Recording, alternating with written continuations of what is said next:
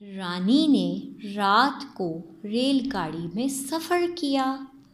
भूख लगने पर उसने रोटी का रोल बनाकर खाया और अल्लाह का शुक्र अदा किया। अल्लाह का शुक्र अदा करना बहुत अच्छी बात है। रानी, रात, रेलगाड़ी, रोटी, इन सब के शुरू में एक जैसी आवाज़ आ रही है और वो आवाज़ है किसकी? वो आवाज़ है रा की। रा रानी, रा रात, रा रेलगाड़ी, रा रोटी। प्यारे बच्चों, ये जो रा है ये आवाज़ है हरूफ़े तहज्जी के रुकन रे की।